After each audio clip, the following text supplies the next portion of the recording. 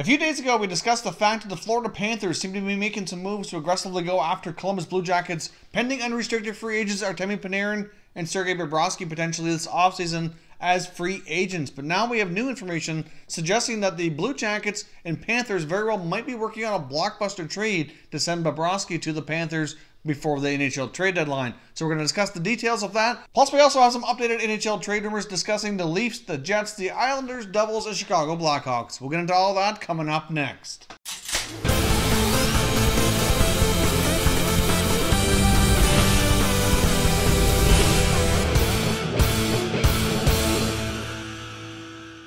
Hey everyone, and welcome back to another video here at Top Shelf Hockey. If you're new to the channel, thanks for stopping by. We review and discuss all 31 NHL teams, so if you're a huge hockey fan, consider subscribing and clicking the bell so you don't miss anything.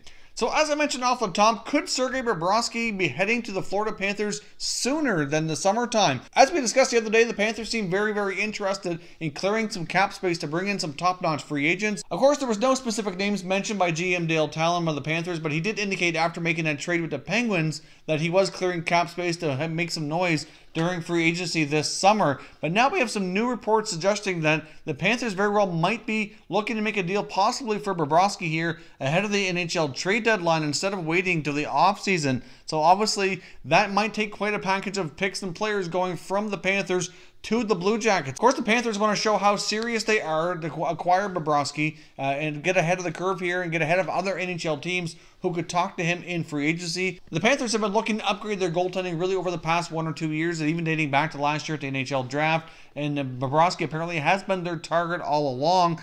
They've been kind of looking towards bringing him to their organization for some time. And I think the Blue Jackets and the Panthers have had trade talks in the past, but I can't have any specific information in regards to that. But there has been some rumblings that they may have had talks at the draft last year. If the Panthers were to go ahead and make a deal now before the deadline, there's also believed that they would want to have possibly talked to Bobrovsky or his agent ahead of time and work out the details of an 8-year extension. Now, I can't say for sure that Bobrovsky would be down for signing before the season is up. He very well might still want to push things to free agency, and if he does, that very well could, take a deal like this and make it not happen. But at the same time, if he's open to talking extension, they very well might get a deal done. As I mentioned the other day with the Panthers and Penguins trade, obviously the Panthers acquired Derek Brassard. I don't believe he's going to be remaining in Florida for too long. It's been speculated for some time that Columbus was interested in reacquiring him, that they had some talks with the Penguins, but since they're division rivals, both going for the same playoff spots, it was probably unlikely that they were going to get a deal done.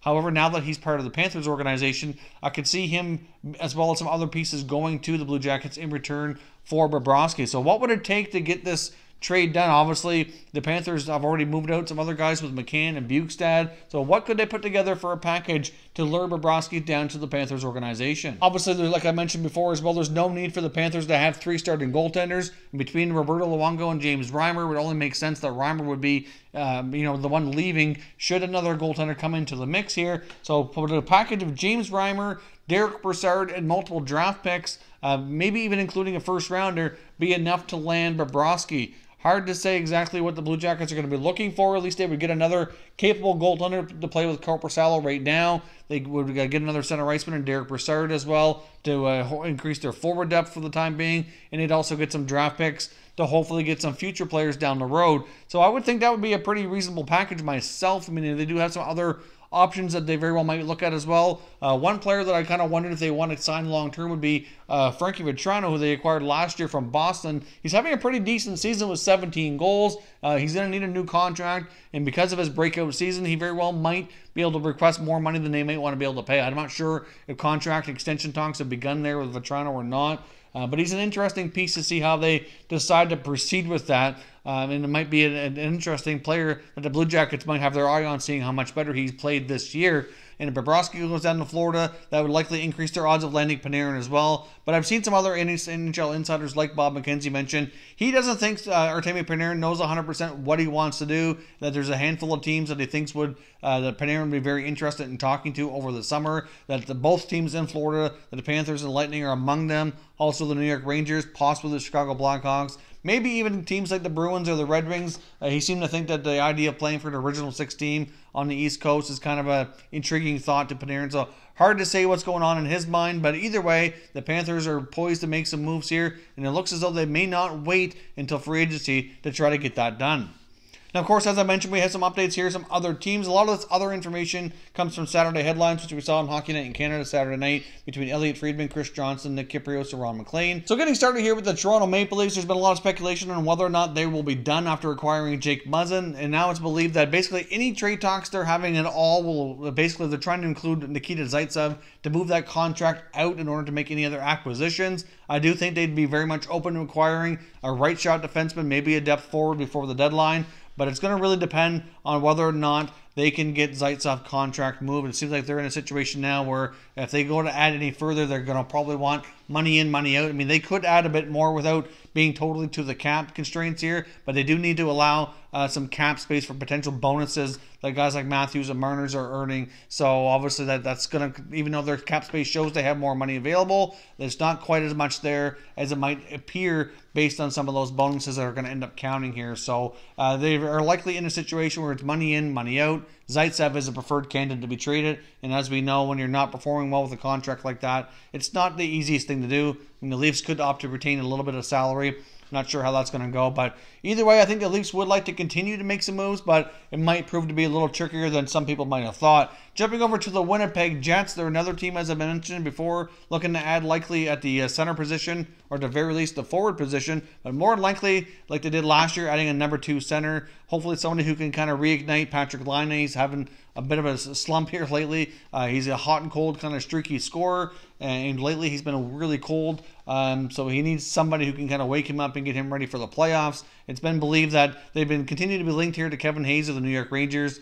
Kevin Hayes, I think, would be a good addition to the Winnipeg Jets. Now, the one thing with the Jets is that they're unwilling to include Jack Roslovic. He seems to be the one of the players that a lot of other teams that are talking trade with the Jets continue to ask about, since he's primarily playing a bottom 6 role, not getting a ton of ice time, but when he is playing, he is producing. But I think the Jets have big plans for him, and I kind of predicted myself at the beginning of the year that Roslovic might slide into that number 2 center position by the end of the season, but so far we haven't seen him consistently be able to grab that and kind of take it on. I think they'd like more experience for the playoffs, but I can certainly see that being a more realistic possibility for next year. So it kind of makes sense that they would acquire a rental type of player, somebody who they can kind of experiment with here but are not tied to beyond this season. And Hayes kind of fits that mold. I think there's a lot of ways he'd be a good fit there.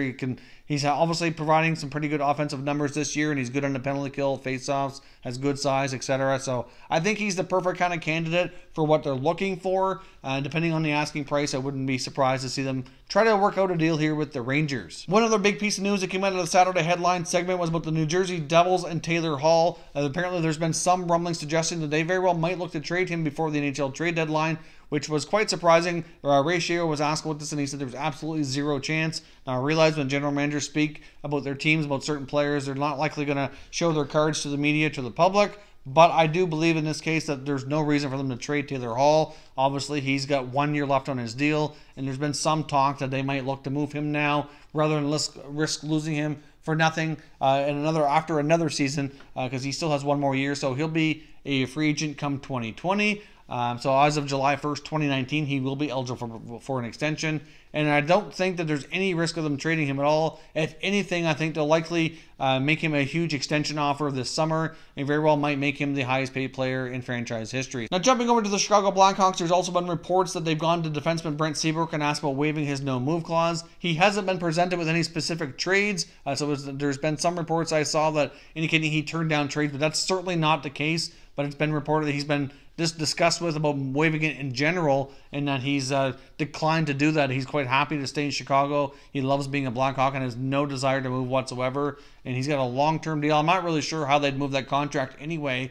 There's also been reported that they plan on talking to defenseman Duncan Keith as well soon enough before the deadline to see if any ambition there for him to move, which is also probably unlikely. I think if any of those guys are going to if they're going to break up the core members of that team that are tied long-term deals, those are going to be off-season moves, I think. But there's certainly Stan Bowman's doing his homework here, kind of going to some of these guys who he'd be willing to move just to see if they have any desire or appetite to be traded before he starts shopping them. Although there is some belief he's having a little bit more talks around Duncan Keith and might present him with a deal should one arise. But I think for any of those guys, Seabrook especially, it's going to prove very difficult to do. I did see another report as well, somebody who was approached Seabrook about this information, and he declined the fact that he said the Hawks have not asked him about his no trade clause. But again, a lot of that stuff when they speak publicly, you really can't, it's hard to dictate exactly what is true and what isn't. Now, lastly, here's one touch base on the New York Islanders real quick. It also links back to the New Jersey Devils that we were talking about earlier. The Islanders apparently do have interest in Brian Boyle.